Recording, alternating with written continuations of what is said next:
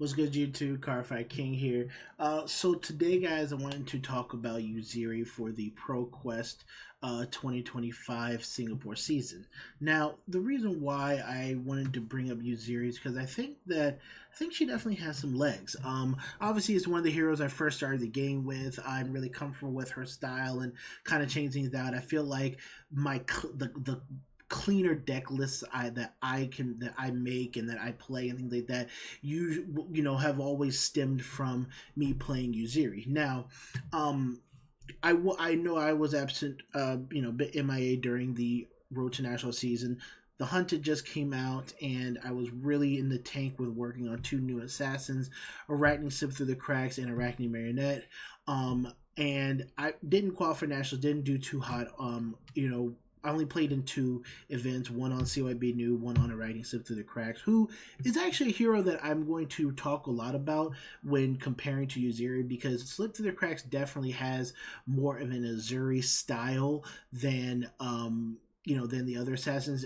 Even though the hero ability is different, the way the deck kind of plays the bluff strategies and things like that you would do are a lot, are a little bit more reinforced in Slip Through the Cracks, akin to Uzuri. Now, Slip Through the Cracks is definitely, I want to say, probably the easier deck to play. Not saying that anything's easier, but in terms of like getting into assassin surface level plays, Slip Through the Cracks here, the hero ability is just an unconditional go into your first stealth attack.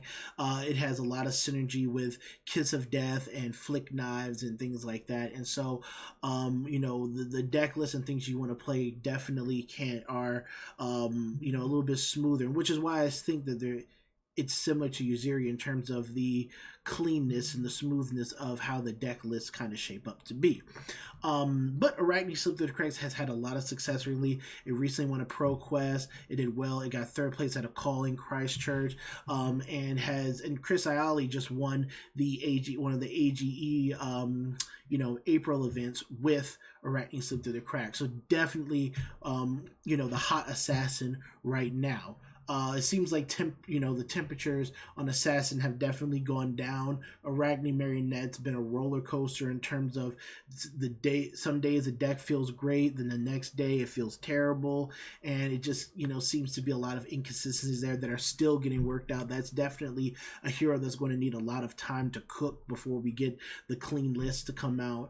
But Slip Through the Cracks does that. Now, back to Yuzeri. Now, with Yuzeri, what I've done with Yuzeri for the Pro season, one reason why I'm considering Yuzeri for the ProQuest season, again, a lot of it has to do with comfortability, but I also love her hero ability and the way that she's able to cheat in and sneak in disruption. We can play a lot of the stronger 2-for-6 cards that the opponent must, want to give us 2 cards for. But what I do like with Yuzeri is that we have the ability to sidestep or to push through, which is kind of what Slip Through the Cracks does. Slip Through the Cracks has the ability to either push through or sidestep blocks, and that's really what I like about both of the heroes. Now, what I'm going to show you is 2 different deck lists. I'm going to show you a deck list. Again, shout out to Tom Battaglia, Colin Swisher, who also got third place at Battle Hard in Charlotte. He's a friend and local of mine.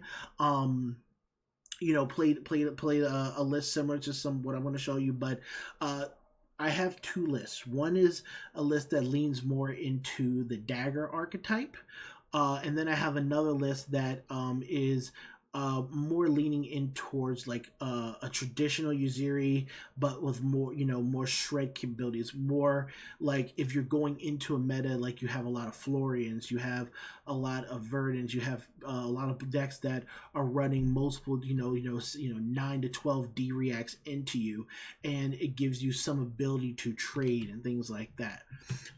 So let me show you the first list. The first list I'm going to show you is more of the dagger leaning list, right? So this is the more dagger leaning list I wanted to show you. Now, I do want to talk about the different packages that you can play and the different things that we have here. And again, when I talk about having a clean deck list in a way, I just mean a deck list where you have good numbers here and there, and the sideboarding plan is pretty simple. Each list I have is going to have a sideboard plan. I'm going to be updating both of them soon, but they should be. But you know, you will. I'll have the link to. I'll have the link to both lists, or just a link to whatever my latest is. Then you can choose the version, and each version is going to come with a complete sideboarding list. You know, so that you know you can sideboard easily and out. But if you've played Yuzeri before, you could pretty much figure out how I like to board. And personally, for me, I like to have my main deck be cards I'm never going to take out or generally would not take out, and then my sideboard just be the cards that I'm going to just add in, just to simplify things. Is what got me success at the Road to Nationals last year, with just a simple sideboarding plan. And I feel like if we start there, then before you get into the intricacies of it, then it'll be a lot easier, especially if you're just trying testing and trying the deck out. So with this deck, so the reason why it's dagger leaning is because we have a few cards that definitely play dagger. Mostly, we want to look at Kiss of Death, right? So with Kiss of Death, on hit they lose 1. Now, the reason why we do this is because it's an attack action card, but it's also a dagger attack. So it benefits off of, a lot of the dagger buffs and things like that. For instance, Cut from the Same Cloth. Cut from the Same Cloth actually plays 2 roles in this build. The first role we're going to talk about is its role with Kiss of Death, because if you reveal their hand. So revealing the hand, 1, is great because we get information. Getting information is always important. If an assassin has more information than the opponent, that's always a good thing. We can see what D-reacts they play. We can kind of predict on what they're going to do, but we get to take a look at what their hand is. Marking doesn't really matter too much, but it can play a small role in this version of the deck. But your next dagger attack DS +4, that turns your Kiss of Death into a into a 7.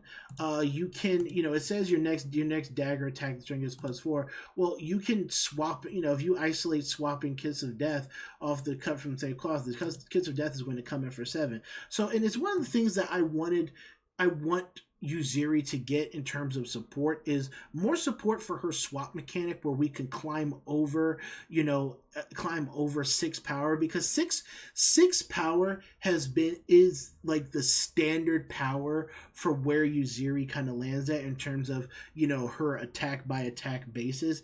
She really never climbs over 6 unless it's like an enlightened strike and whatnot. And so having the ability to kind of do things like that, I think really makes really helps with her power ceiling a little bit and getting around blocks. But it powers up, but all in all, it gives Kiss of Death +4, making this a 0 for 7, right? So that's really, really good. The other thing is we have Savor Bloodshed. Savor Bloodshed, again, will buff up Kiss of Death, and the next time a dagger hits a martyr, you draw a card. Now, you can do like Cut from the Same Cloth. Oh, there's an attack reaction. Mark them, and then you do Savor Bloodshed. And then if you hit them with Kiss of Death, or you hit them with a dagger poke or something like that, then you'll get to draw a card. And generally Yuzeri has had problems converting 5-card, 4-card hands and things like that, but I think that the way that this deck plays and can play, you're not really going to run into that problem as often. But the other thing is that these buff your dagger attacks, and what's with the curve here, we have 9 blues, we have 12 12 blues, 9 yellows. We have the ability to have a lot of pitch outlets where we can throw out a Cut from the Same Cloth, throw out a Savor Bloodshed, throw a Spider's Bite or a Nerve Scalpel, the Spider's Bite or Nerve Scalpel, into the opponent for 5 go again. If they block with any equipment, it goes up to 6. And we have Piercing. So it's a card. It's definitely something that helps you with daggers. And with the daggers that we have, they're able to put on debuffs. And then when we talk about converting your larger hands, you can play this, swing for 5. If it hits, puts a debuff on the opponent, whichever debuff you want for the moment, you can do that with. And then you can throw your attack, knowing you'll know which dagger to use. And then the attack you follow up is the one best followed up by the dagger. the other thing is we have Tarantula Toxin. Tarantula Toxin is another dagger leaning, really strong card, I would say. It buffs your dagger attack by 3, and then target card defending a stealth card gets -3. On Kiss of Death, it is this card, Toxin and Kiss of Death are a match made in heaven. It's basically a shred and a buff at the same time on Kiss of Death, which makes Kiss of Death honestly one of your better swap targets. You can swap, you can bluff a Bonds of Agony, swap into a Kiss of Death, drop the Tarantula Toxin. Now you're going to shred one of their blocks. You're going to buff your Kiss of Death.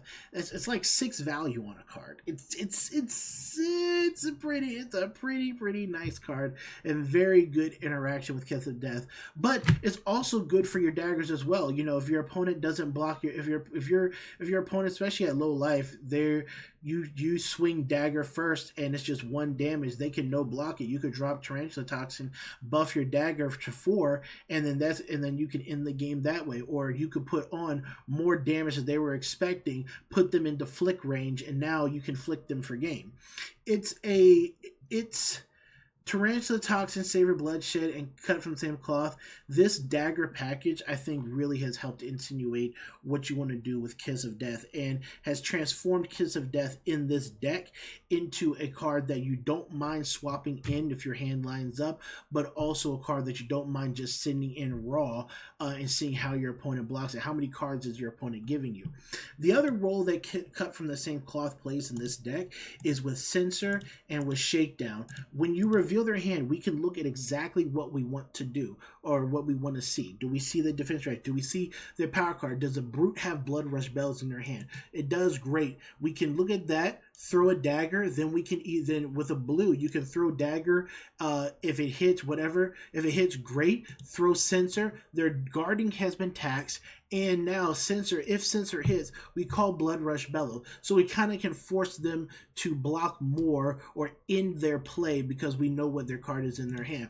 The same thing with Shakedown. When we swap in Shakedown off the reaction and whatnot, after we've used Cut from the Same Cloth, we know what card we're targeting. Blood Rush Bellow, Bonds of Agony, whatever it is. We know what color we want to call. So Cut from the Same Cloth makes your Censor and makes your Shakedown 100% accurate because you know what you're targeting, what you want to go for. Other than that, this is kind of just the, more or less the standard Yuzeri list. Obviously, notice, I know, like, if you looked at, like, what Shoma's list was playing in Pro Tour, Justin Nick, with Bonds of Agony, Persuasive Prognosis, things like that. Really, with Justin Nick, the problem that I discovered with Justin Nick, at least in this build, is that it was a little bit clunky with the dagger package, 1. 2, I think that's a card that's for a different build in which you either want to play it on reaction with a Persuasive, with an Infect, with a Bonds of Agony, or you want to pitch stack it with one of your power blues for second cycle. And as far as the inventory goes, and you'll see the similar inventory between both builds, but with the inventory goes, and again, the build is kind of standard, so you can see what we're trying to do here, what we're trying to accomplish. But with this lineup here, and obviously Shred is good because it works on all your assassin attacks, even your dagger. But with the inventory, right? The reason why I kind of have it set up like this is kind of clean. I understand that I'm playing AB1, and you can definitely play AB3 if you wanted to cut out some cards. Maybe cut a Weakest Link, cut an Erase Face, something like that. Cut a Looking for Scrap if you don't want that much go again in your deck and whatnot. Those are like the little intricacies during sideboarding that you can obviously alter and change. I just wanted to present like a clean list and not get into like some of the nitty gritty points into one matchup versus points into another matchup and things like that. But I just try to make it as clean as possible. So going AB1 is fine because the biggest problem in terms of arcane damage really is like Vincent, is the Runeblade, Vincent, and Aurora. You do have a Verdance matchup, and into Florian, AB1 is fine as well. But then you have Balance of Justice. I'm playing Balance of Justice just because Aurora is the one of the most popular deck right now, and I think Balance of Justice instead of Crown of Providence is just better into that matchup, being able to block two, and then if you have to leak damage and they draw off of CLV, you can pop Balance of Justice and draw as well, so you can keep up your defensive efforts into that matchup.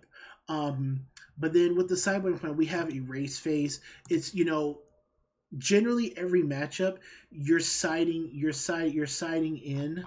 I just want to make sure that we're doing this right. Okay, you're siding in like one of your disruptive 2 for 6s into the matchup, or you're just or you're not. Like for the weakest link, that's for like the Mistveil heroes. That could be for Aurora as well. If there's if you catch them with a non-block card in hand, the instant. Usually they'll play the instant. They'll just play the instant out just to get out their hand, so you don't get any value from this card. But it is a card that can force them to just dump their hand, which is kind of just the point of it, just to dump their hand. Erase Phase is good for mechanologists and like the Earth heroes and whatnot. I don't have it in this board right now, but again, you can cut we can cut some things here and there.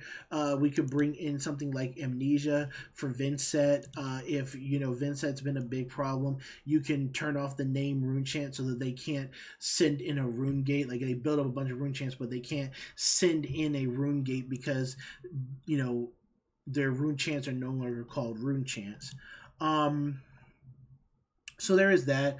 I have Pain in the Backside and Looking for Scrap. Pain in the Backside is just a go-again card into matchups where you need to take a more aggro stance. I wanted to bring in both of these. Pain in the Backside can hit and deal a damage with a dagger. This card looks less threatening on the debuff daggers than they do the mark dagger, because the opponent knows what mark does for Arachne Marionette and Arachne Slip Through the Cracks. But on like Yuzeri or something like that, since you're not marking them, you're just debuffing them, they're more willing to take a debuff than a mark, which is fine, because if they take the debuff, then that means that we don't need to pitch into the dagger that turn. We can just debuff, and then we can send our next attack while their block is debuffed. Looking for Scraps the same way. We can block early with Agony, Isolate, Prognosis, and then we can send it away to get a nice 1-for-5 go again play. Then obviously we have Shelter and Sink, which is cards that you can bring into the matchups that you need to bring them into. A lot of times against Aurora, I bring in Sink Below, Shelter from the Storm, and Weakest Link, so a clean 9 cards to board in, and then you bring these cards in and the Balance of Justice, and then go along with what your game plan is, being able to block efficiently and things like that. But that's more or less what the dagger build is about. Now the other build, this is another build that I've been personally working on, and this is more of like a shred build. So a big problem that we face nowadays is the opponent running like 8 to 9 12 D-reacts into you, just depending on what the hero they're playing. Obviously, there's decks like, Enigma and whatnot, where we would want more go against. We can't really take a defensive posture against Enigma right now, but again, there are decks to do that. Now, the reason why I call it shred is because, in this version, I looked at like Shoma's list, I looked at, like some of my past lists and whatnot, and I more or less took out the dagger package and kind of put in like some of the more traditional Yuzeri cards you see, the CNC, Death Touch, E-Strike, Infect. I put in Just a Nick because we did bring in the Infect, so now we have an extra target that we can use Just a Nick on. You can actually use Just a Nick on the blue Isolate, which is also very good as well. Especially in the late game, but it's a version where you want to think more about playing a little bit of a longer game. you can sidestep blocks, but with more shredding that you're doing, you can go through blocks as well. You know your opponent's going to react with D-react, so it can allow you to it can convert your hands within the reaction phase more so than just trying to play out more actions to convert your 4 card hand. But with the red and the blue infect, with infect, we can shred and get a hit in with that. It's just a nice stealth card to play. If it hits, they get the blood rot token, and so effectively it's like a 0 for 5. It's honestly a good it's honestly can be a good follow up to a dagger play, or to a play where your opponent doesn't respect this card. Then you can pop your black tech whisperers and then get the go again. So you hit them for 3, gave them blood rot, go again into doing something else. So it's been a decent card. But really, what I wanted to look at is, having more of a reason to either pitch stack just a nick with one of your blues, or be able to attack with one of your blues, and either go through a block with just a nick, or you can just sidestep it.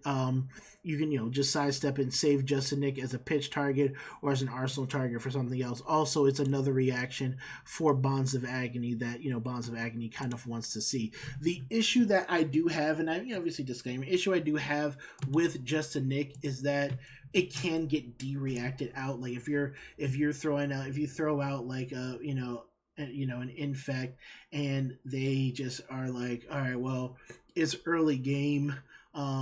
They can just block 3 on the infect and then de-react the Justin Nick, or double de-react and whatnot. And obviously that's stuff that you want to see, but it can get blown out by the more defensive decks. Now, obviously the plan into more defensive decks is to either put Justin Nick on like an isolate, or to stack this for later in the game. One of the big cards that I do have in here is Codex to Bloodrot. Now, Codex to Bloodrot, obviously, it's a card that I'm looking to also play for the Dagger build as well. But for Codex to Bloodrot, I really, really love this card. Now, if we looked at some historical data, there was a build of Yuzeri back during like the end of the Road to National season. It's on Pendragrath's channel, but it was a player named Xavier who plays in Japan. He won his Road to Nationals and had to go through 5 victors. Obviously, Victor was a problem then; it was block heavy. But but then you fast forward to this upcoming ProQuest season for 2025. Codex of Bloodrot is being played aggressively again, but it's seen in Arachne slip through the cracks. It's an intimidate, so it forces the opponent to put a card into their arsenal, gives them a blood rot, gives you a ponder, so so when you end your turn, you're going to end on a 5-card hand. You're going to give them blood rot token, so against like Enigma, Prism, whatnot, it discourages them from putting out their ward cards. The other thing is that it takes a card out of their hand. Taking a card out of their hand can also mess with their blocking capabilities. It also will leave them open to arsenal disruption, so then you can throw in a Leave No Witness, and then with Leave No Witness, it's like, all right, well, you can give me 2 cards, I shred 1, I need a 3rd. Things like that. The Codex of Bloodrot just makes a lot of fun bites, and a lot of times I think of it as just 2 free damage, 6 free damage over the course of the game, but an extra card to cycle in. Yes, it's a 2 block, but it's a card that you're not really looking to block. You're looking to get the maximum value of this card by either pitching it by either pitching it to a dagger, because it might not be efficient now, getting out of play. Plus, what Codex of Bloodrot does is Codex to Bloodrot and Death Touch basically, play very well together. They definitely play well, definitely play the same. Because you can arsenal your Death Touch and then Tunic throw Death Touch. So you gave them a Blood Rot token, you got a Ponder token, you arsenaled your Death Touch off the Codes of Blood Rot, paid Tunic or Floating Resource, sent your Death Touch for 6, and then you're going to end your turn on a 5-card hand. That, to me, is extremely, extremely good. So I do love this combination of Codex of Bloodrot and Death Touch. Obviously, we know what Frailty does, but this combination is really, really nice to have in the deck. it also can help you get around like certain things like if your opponent wants to play like maybe some like face purgatory or something like that. So instead of holding this in your hand to arsenal for the next turn, you can coax a blood rot, put this down in your arsenal, and then you can either send this or you can send a different card. Like you can send you can send like a face up command and conquer or an e-strike, and then if they have face purgatory, well, you codex a blood rotted out your death touch into the arsenal. Now they don't have the target to you, they can't get the full value out of their face purgatory. That's just a example of what it is.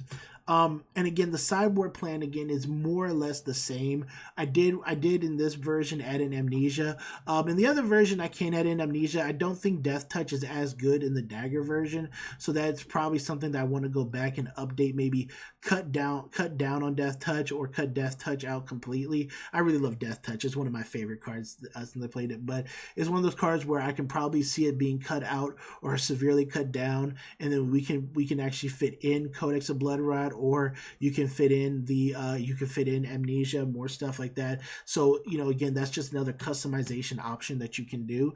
But for this one, again, we have 48 cards, we're bringing in 12 cards, clean sideboard, amnesia, erase phase, weakest link. The three, I would consider them the three power 2-for-6s that you could definitely be bringing in. Again, amnesia is very good into Vincent, with the rune chants and whatnot.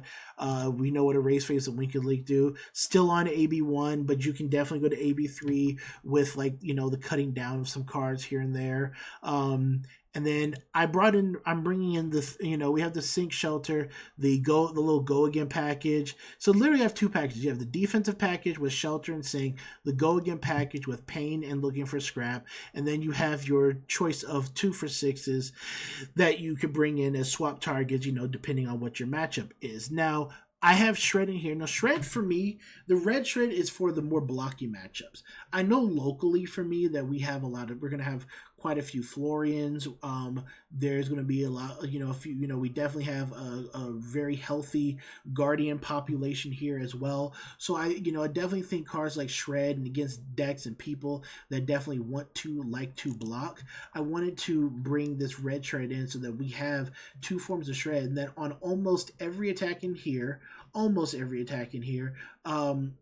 we are able to shred and trade our hands in the reaction phase in reaction to them blocking. Then not, because a lot of the times, especially if your opponent is not looking to keep 4-card hands turn by turn, these shreds definitely come in handy for helping you get in your damage and get in your disruption. And then obviously balance adjusted for Aurora, Nerve Scalpel. I didn't feel the need to really put in Scale Peeler. Again, I don't think the armor blocking has been, or trying to take out the opponent's ability to block with armor has been that prevalent. Especially if you have a lot of fangs in your area, or dynamo simulators, as my brother would call it, then that's probably something you want to consider. But if you're not going to have that in your meta, then don't. But like I said, it just really depends on especially for both lists, it really depends on what you see for both of your metas that can cause you to customize and take changes from the list and ideas. Like I said, the idea of Just to Nick is to either play it on an isolate, to use as a sidestep card where your opponent may think that you're going to swap into a 2-for-6 card, but really you're just going to do Just to Nick, power up your stealth card, and go from there. Or you want to just save this as a card where you're going to pitch this and try to stack it with an Agony, stack it with an Infect, but stack it for late game so that your so that makes your blue stealth a little bit better. Obviously with the warning that, early in the game, your opponent's probably going to de-react and blow this out. So it might be a card against the more defensive matchups where you want to just take this card and put it in a stacking situation for late game. But that's the video, guys. I hope you guys enjoyed it. I'm going to try to definitely make more videos. Sorry if this was a little a little bit all over the place, just kind of, getting back into it. And I know I'm not the greatest when it comes to articulating, but I wanted to try to do my best to explain my thoughts and kind of like the packages and the reason behind the both, at least both of these lists. So I will have both lists, or at least my at latest, and I'll just put like whatever my at latest is in here, and then you can go ahead and click on any of the versions playing. I'm gonna delete these other two versions because these were just some like what I was doing last year. But other than that, yeah, I will have that all down for you guys, and then just let me know what you guys think. Definitely like, comment, subscribe, and yeah, let's get this train rolling. I will probably come out with an update to like the build that I'm solidifying for ProQuest season, at least my first one that I'm gonna solidify for ProQuest season. So I will definitely get back to you on which version of Yuzeri I will be playing. If I do decide to bring her, I'm in between three decks right now: Yuzeri new, and Arachne Slip Through the Cracks. But I got about 2 weeks of some hard testing to do, and then we'll figure out what we want to do for week one. All right, but Cardfight King, I'm out. Have a good one.